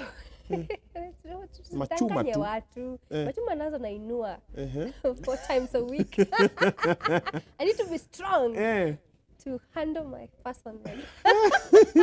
Haya. One of us. Ndio hiyo. Because I want, anyway, I can say strong, independent woman. So I like the way you go there and like, no. Like that, come back. Because me, I know, people. What I know is quote. Maureen, Waititu said this. Tell them to watch the show. Okay. Yeah, so COVID happened, and then I was also going through a very rough time. Like, I had, like, everything, literally, I think I lost everything. Okay. And I had to start from scratch. And then it was during COVID. So how did I start coping? First of all, I was not going anywhere like every other person. Then I had depression, like clinical depression. So I was on medication, yes. And anxiety. I was on full medication. Where? So I used to take medication to sleep and then medication to stabilize me during the day for the longest time, for 2 years. Yeah. You didn't know that? No. I'm very vocal about it. Strange enough, hiyo ndo kitu nimehata. I'm very vocal about it. Ya kulala na ya kuamuka na kufunction. Na kufunction. Like I was a zombie. Like you have no feelings. You have nothing. You're just there. You can't even cry. You know the way you see a sad thing and you cry. I would pinch myself like, why am I not crying? But because of the stabilizers. We'll talk about mental health another day and the medication. But thank God I'm here. I've been out of it. But then because of that, I started sort of overcompensating, eating late at night. Those days I used to sleep late.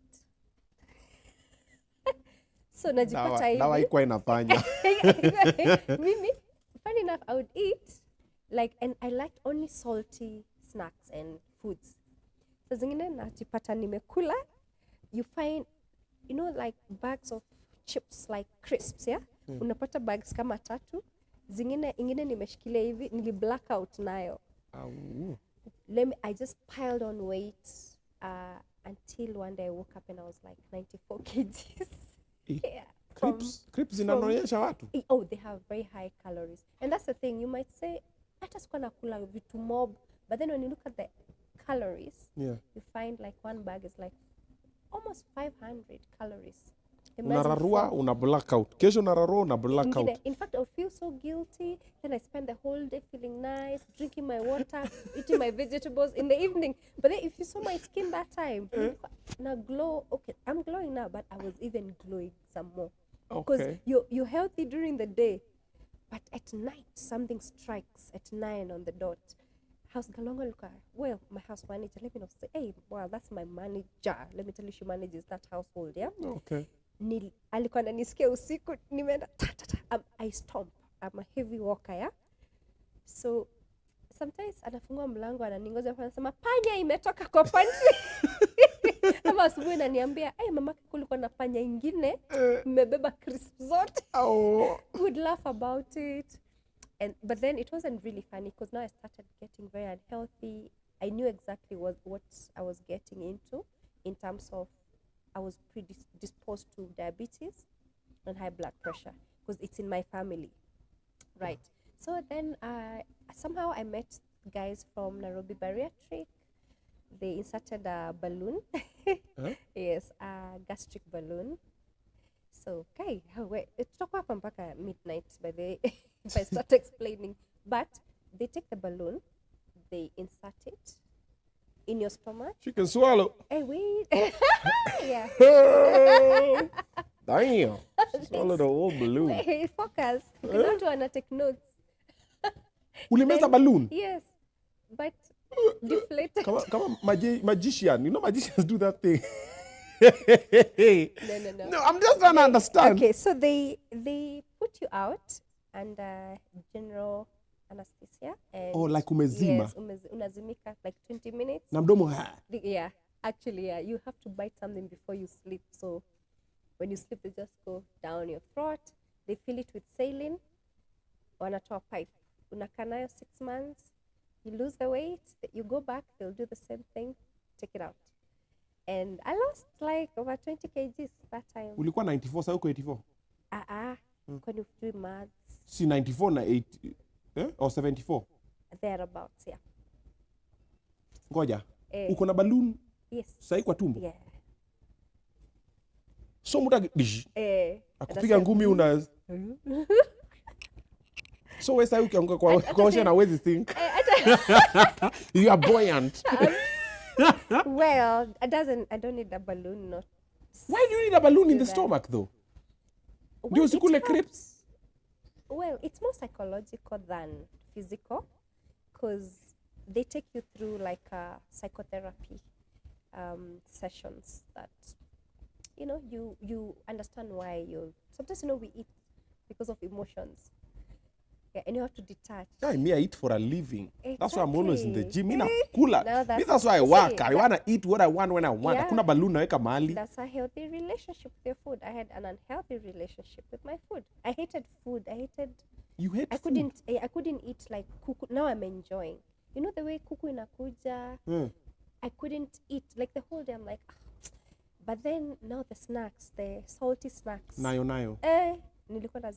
Nilikuwa najifanya nanunulia watoto wangu, but nilikuwa najinunulia. Like a crisp 10 kwa nini. But the kids are 2. So nane ni zako. Neno namaliza zote. Yeah, so anyway, so they did that. Actually, remember, this show was you and I were supposed to do kula kula. Yes. Ukadlenga. So now let me tell you what happened. The day we were to shoot, the one you preferred to shoot, that's the same day they were inserting the balloon. And there's no way I could have told you what was happening. So I just made excuses, but I I knew I'll tell you one day. So, si ungekuja kwanza tukule ndio uende maballoon. Remember we were to do that and then something was happening and you couldn't shoot until the following week. Enda kwa chat zetu uone. So singekwambia naenda kwa hiyo kitu. Ndio umenishock sasa yuko na balloon kwa tumbo. But it's coming out like in a week's time. But now I've adopted a very healthy living. I'm working out. I go to the gym like 4 times a week. Ukienda kwa gym balloon hizi pasuka? So haitapasuka, but it can make you uncomfortable. Like there's some exercises I can do. I can't do crunches, anything that. Yeah, I wanted to ask you, do you do like sit-ups, Nini? No, I don't do that. So I'll do my weights, my squats. I'll do everything. Everything. I'll do everything. But anything that constrains my stomach, I can't do. So is it fungata corset? I can. It's settled completely. Sometimes I even forget it's there, but it makes you fuller faster. Like now, I've been sipping this, but I feel like I've just drank it. But it's just going Nashiba slower. ovyo. Nashiba tu ovyo ovyo. So nakulanga kama kakuku kidogo. After 2 hours, again, we should be the case but anyway. I know, watu wengi wanataka kuuliza, wapendwa watazamaji. Wapendwa watazamaji wanapenda sana kuuliza. Is it safe? Like, oh, yes, it is. You can. Moria is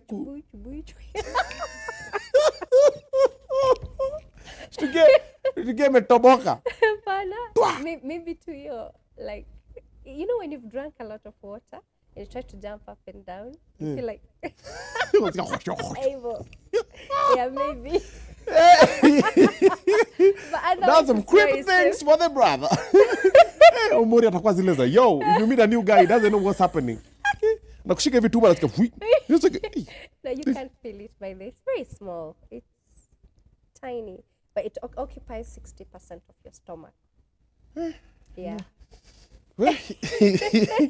Hiyo ni perception yenye mademu wako nayo. For men, we see them different. Like men, when they know there's something in the woman's body, we always see it very different. You're like, wait a minute. Someone can't tell until umwambie kama mimi singejua. Singejua kuna balloon. Huwezi iona hivyo. Oh. Look at me. Ama nataka kuona. Nimejaribu kuangalia. Nione. So when you remove it, you black out again wanaivuruta? Yes. So kuna kakamba kile. No. This one, they go in. There's a way they go in. They break it. Because, you know, they can't pull all of it. So iko na hewa ndani ama iko na nini? Liquid, saline liquid. Sijui hiyo ni nini lakini ni sawa. Ni maji ya chumvi. Ile maji tunaweka tu kwa drip kama hiyo. So it's neutral water. Wanapasua hiyo maji? Wanapasua, wanaivuruta. Inatoka. And you continue with your good life. It worked for me, so. So if ukigain tena weight later, you go and put another balloon? Well, they don't recommend because now that's, like I said, we don't make the same mistake twice. If it didn't work, because it's very psychological. Now I know what not to do. And of course, a lot of habits I had then are no longer there. Like I know when I'm supposed to go to bed. Like it was always at night. Like I used to just snack at night. Una compensate na usingizi. Like if I just sleep, it's good. We'll not have that rat no. to the pantry. My nanny is like, kuna panya ilikuja. They go like, wacha tununue snacks mbili. Wakikula imeisha, we buy snacks every day. We buy for them. I imagine. Yeah, you see, but now even I've introduced the boys to healthier living because now we eat better in the household. Sa watoto wanasafa juu ya mama yao, si ndio? Taki watu wakule snacks. They don't suffer. Juu zile za either snacks. They were suffering because I would buy the wrong snacks. You're buying your favorite. But it was my favorite, exactly. So now I don't. Where? So we regulate. Hata sasa inaweza angalia tu snacks upon us. I don't feel like I Pendi chumvi anymore. Haya, wanauliza, do you take hot water? Yes, I can take anything. Yeah. Wanafikiria kama hii balloon inakaa nini? Kama ile ya ku. It's a bit thicker, like. Ta pilipili hizi washa balloon. So one of the side effects of the balloon. Okay, I want you to imagine the acidity in your stomach. if that hydrochloric iko huko. Exactly. If it can't digest this Lipua balloon, pilipili is nothing. But by the way, but you get a lot of acidity because it's forever trying to digest this thing. Zinamenyana tu. Yeah, but once it settles, like Good literally, I even forget it's there until maybe my coach tells me, do this, go down. Like you actually feel, that's how you feel. In fact, that's a side effect. So you literally feel it in your throat. Fungeni hii shot. Tunaongea juu ya balloon. Pregnancy wanauliza, ukitaka kushika ball saizi, mtu mwenye akona balloon anaitoa ama mtoto na balloon wanamenyana? Mtoto anachezea balloon, bouncing castle. Anaikanyaka balloon anazonga kwa roho. That's a good question, by the way. So the balloon, it's recommended 6 months. Okay. And by the way, that weight loss inafanya watu wakuwe fertile. So unajipata kameingia. Anyway, so definitely you're never alone. Okay. The doctor will advise, yeah? But usually they'll just take it out because it beats the, unless it's surgery, unless you've done the bariatric surgery, okay, like the same way, like you wanakata tumbo, they cut it. And I actually know of a person who did the surgery, and I think 4 months in, she got pregnant, and she got her baby, and she continued losing weight. It was actually good for her. But of course, she's a doctor, so she had to do a lot of stuff for herself. We? Yeah, and prescriptions and hey, mademu unapitia. Tunakapitianga na mwezi atafanyia tu kitu moja. Kitu moja? Do you know all the celebrations we have for mothers? Mother's Day, Women's Day, Women's what, International what, nini, everything. But even you guys will have your own, but Gani, you're not allowed. Boy Child Day is the same as Garbage Day. Wait, is there such a day? Yes. Oh. That's check bad it out. Of me, true. The International Man's Day is the same as Garbage Day. That's what you meant. Yes. It's the same thing. Wallahi. Same day. Mpaka tuko zile za come on, man. Do you men like flowers? We like everything nice. Okay. Yes. Nitatuma maua next time. Pesa. Na maua ndafanya nanusa. Ni millionaire sasa. You know what's good than money? More money. Oh, okay. Wow. Yeah. Touché. Yeah. Okay. So, we bana uliza, do you have to keep it for the rest of your life? Umesikia ni miezi 6. Kia mafans wa Obinna show. 6 months. Kuna ingine, by the way, it gets digested after 4 months. Okay. So there are 2 different kinds of 4 months inaingia kwa ima intestine huko. Yeah. Actually it deflates and gets digested. Yeah. They have different names for it, but whatever I have is called endoscopic. So you only insert, remove. Which is kind of more effective. Why did you settle for that one? So it was definitely more of a recommendation by the doctor, and I went with the best option. Okay. Good. So now we've known the background, school, umeenda ufanya law, how the babies came about, how you're juggling, how you pass your time, your weight loss journey. Now, what we need to know now, what next? What's happening now? Because you've seen all these things you've done. What's coming after? Yeah. What's the Maureen Pro Max? Ooh, yes, and are we waiting for some wedding bells? Are you looking to get married, fall in love? Are you in love? And also, we also come and talk a little bit about parenting on how to be a good mother from your perspective. Because initially we'll talk about, when I talk about how to be a good dad, somebody will like, what are you telling us? I'm like, no. Yeah. Every child is different. Every parent is different. Exactly. How I parent my kids is not the way you parent your kids. Exactly. But when you talk to someone who will pick something from being a single mother or a single father, so you'll also get to that one. Okay. But for now, Maureen, what next? What's happening? Ooh, so first things first, definitely want to achieve all my academic desires. Like, that one in a couple of months. Yeah. Of course, I also want to do my master's, my PhD. But I want to be a doctor. I actually want to. The boys are big now. They are big. You're looking for something to pass time. It's okay. As I improve myself, there's nothing as bad as looking back and you're like, I should have started earlier. I should have, yeah. But now I feel settled. I feel like I'm in a really nice place. Okay. You know, everywhere, mentally, emotionally, I feel really amazing. Okay. Even physically. which has not been the case for the last probably, my balloon, baby. adult. Balloons. No, even before that, because after you get a baby, I used to be a model, so I was like, little size 8, so you have this new body, you don't know what to do with it. Extra, like, oh. Me, I've not seen that. Unapata hii mgongo kuna mafuta hapo. That's when you're like, hey, what do I do with this body? But so I feel like I'm in a really good place in all aspects. Okay. So why not use this wave to improve myself? Okay. Definitely more happiness, because I'm very happy. Sound more happiness. Well, if a wedding comes along, mutajua. Like I said, there'll be signs. Umekuwa lawyer. I see you. I see you.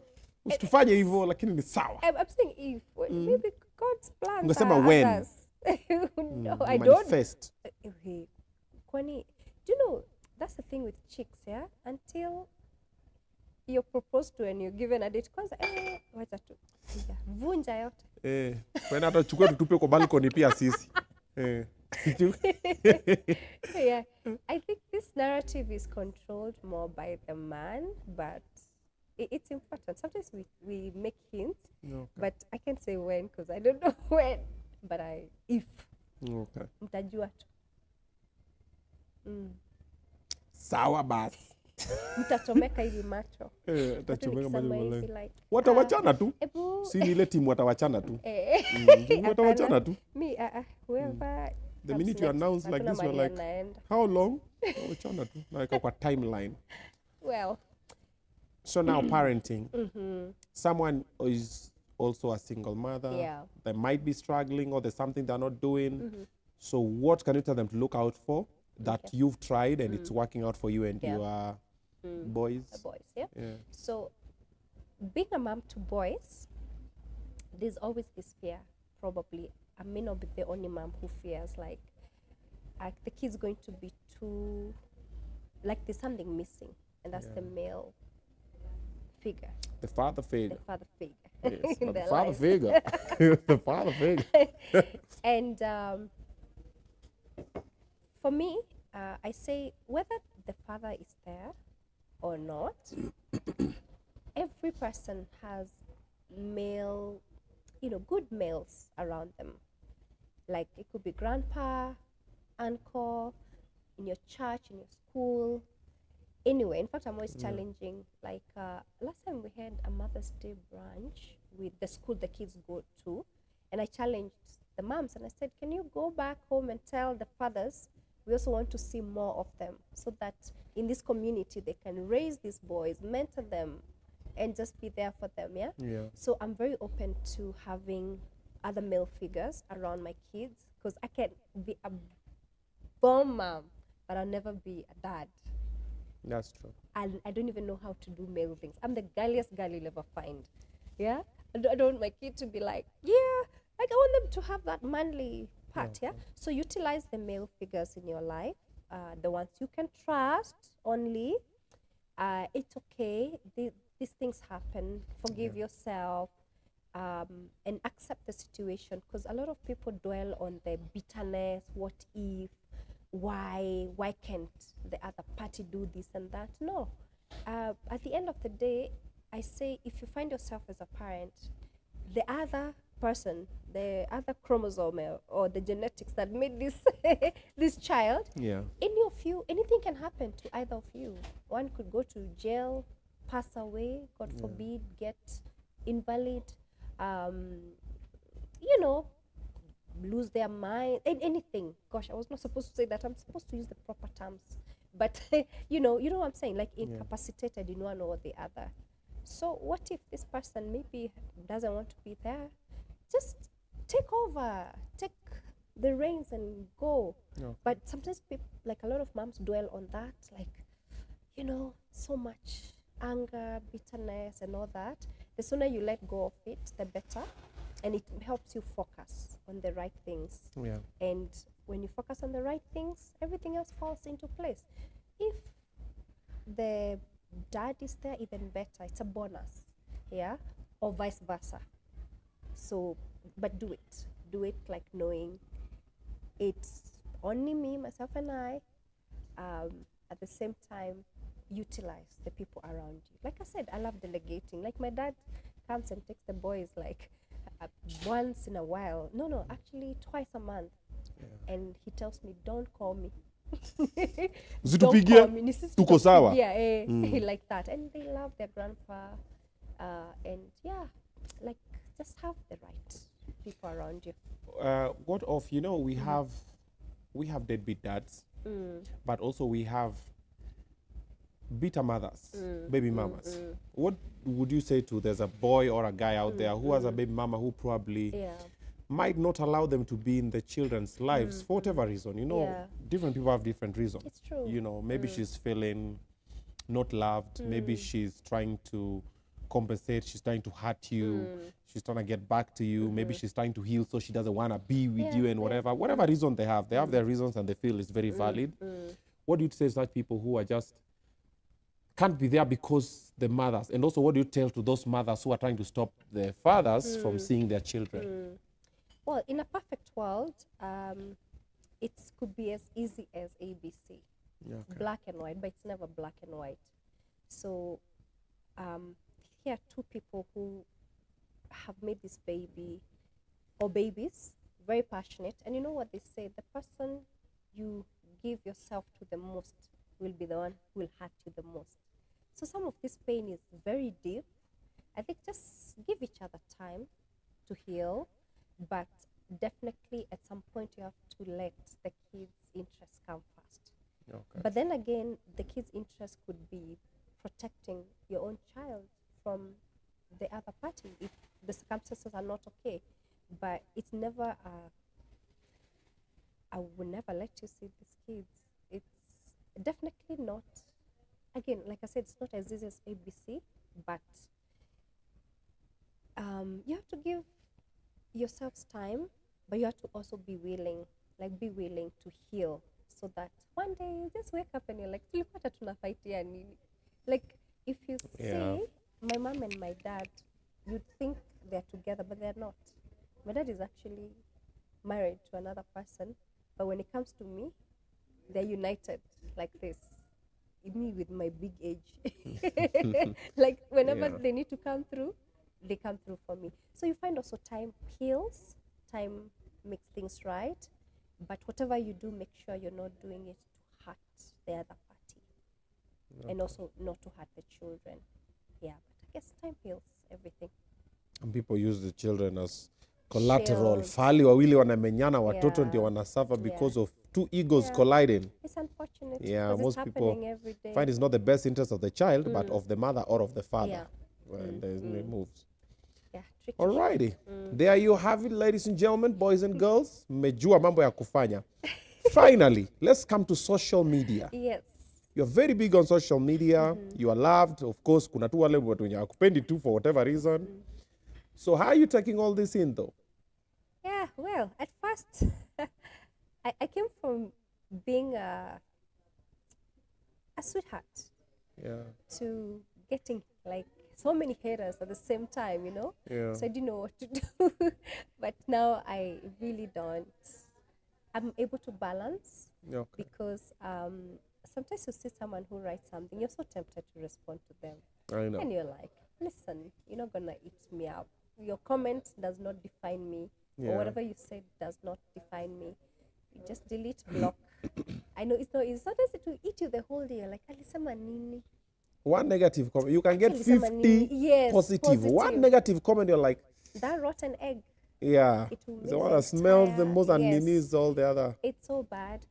But then I also figured out is it's more of projection. You'll only give out how you feel. If you feel horrible about yourself, you make everyone around you feel horrible.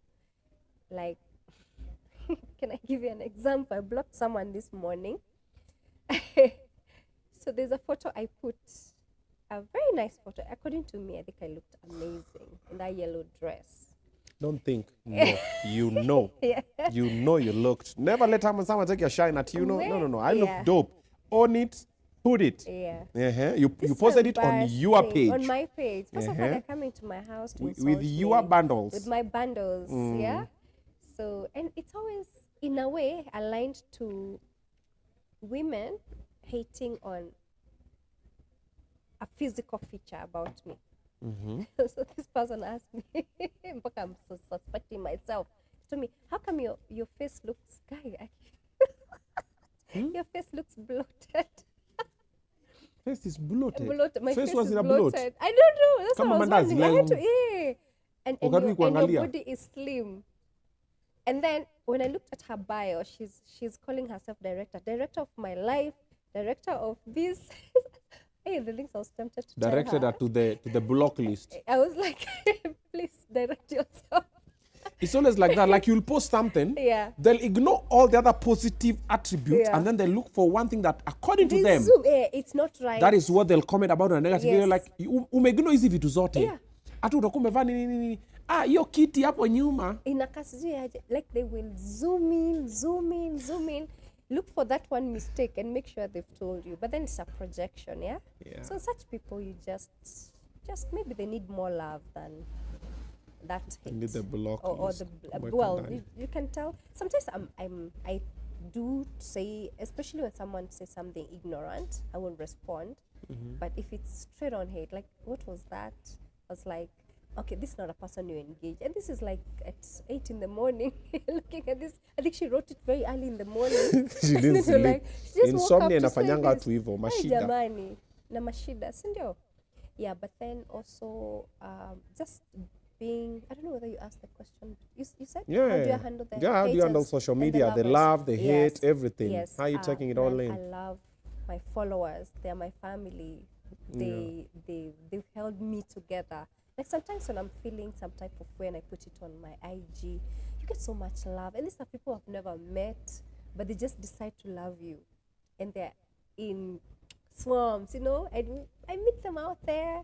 They say hi. The kids have fans. What's the best thing that the fans have ever done to you, or a fan that you are shocked, even just what they told you, something, either in the DM or in person? Maybe a comment I get a lot.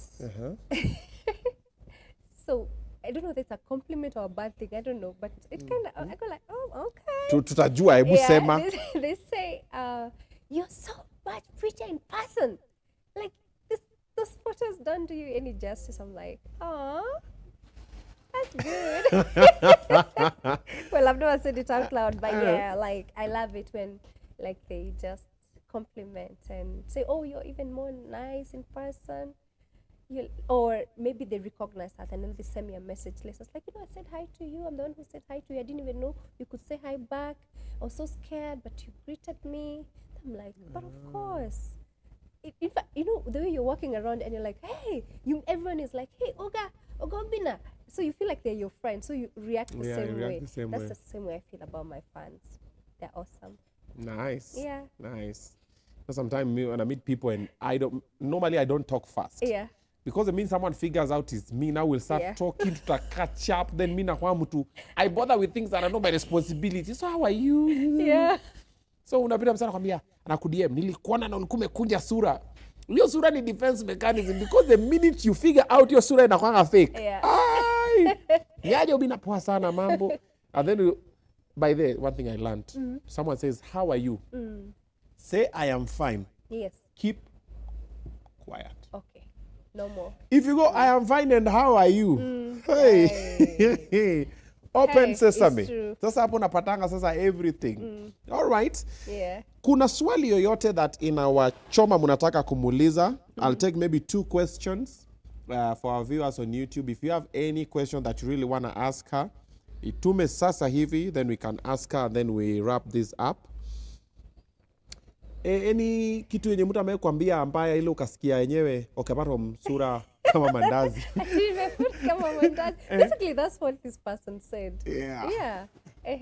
Yes, definitely there are things you meant if there's something that something negative that ilikusumbua kwa zile za. Yes. For the longest time I was labeled as toxic, it's a witch. Like people would say the meanest things, and it was very consistent. Like, this chick is toxic, this chick is thirsty. So, of course, comments kwa nini, but I learned my lesson, yeah? So you figure out, like, there are people who take their time, they come and regroup and decide to discuss a person they've never met and decide she conclude is like this. Yes. It's so sad because it's those 2 pages that are made out there. Because honestly, I've never met anyone who went like, ew, like that's Maureen. No, even like I've never met a single hater.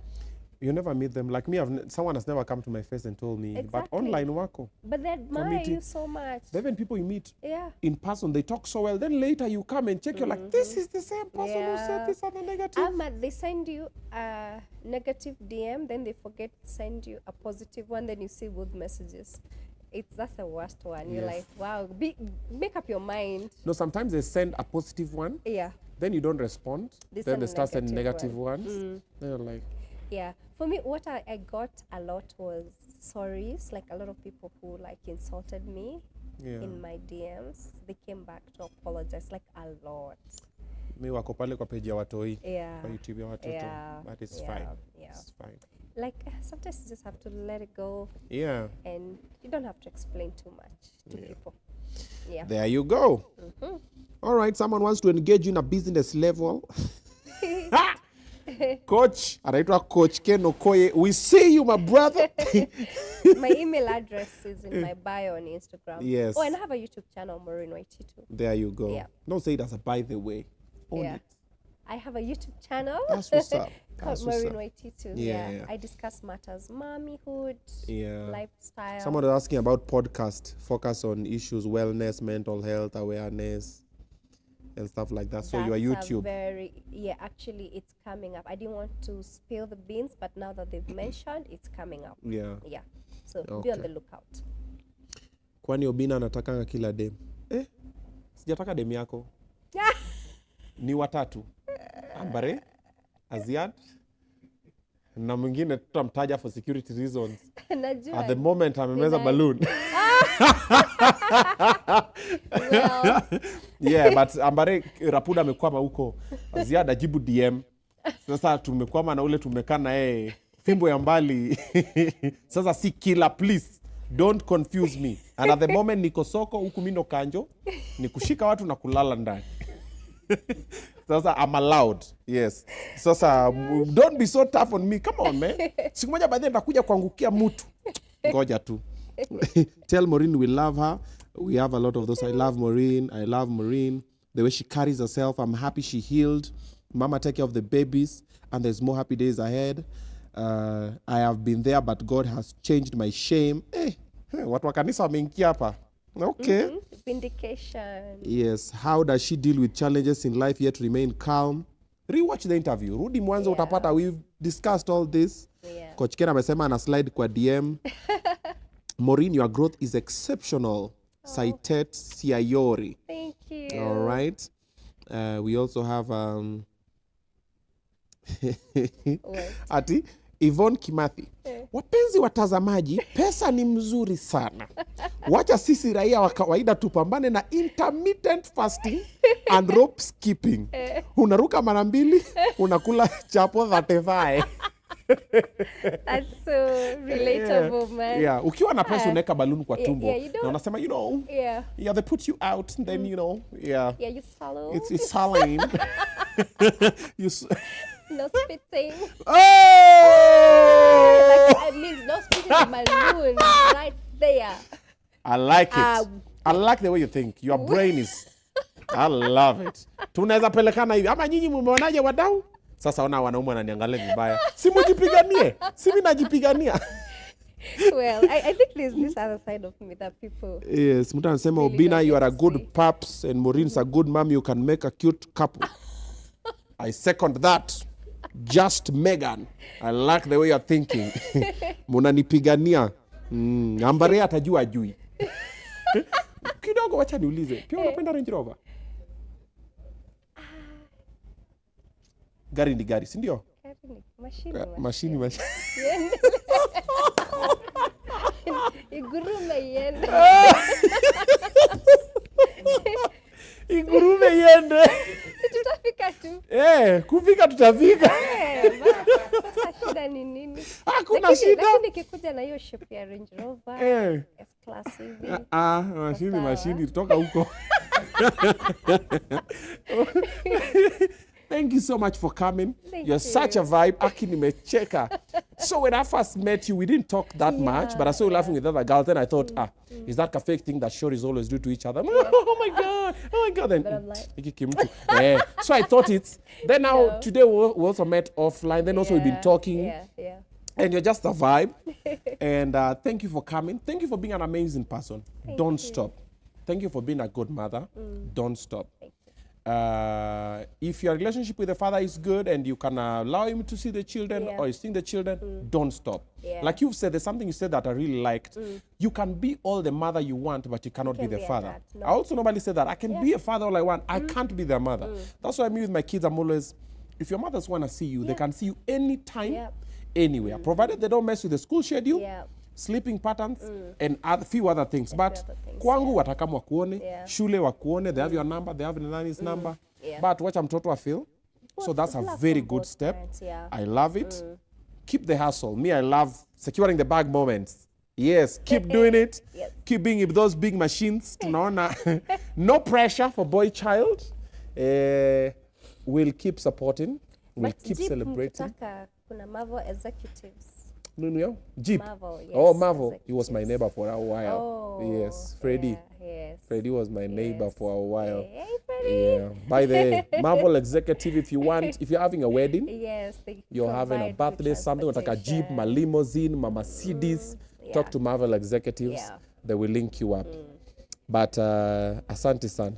Sema hii imeenda. Lots of love. Rita. Very nice.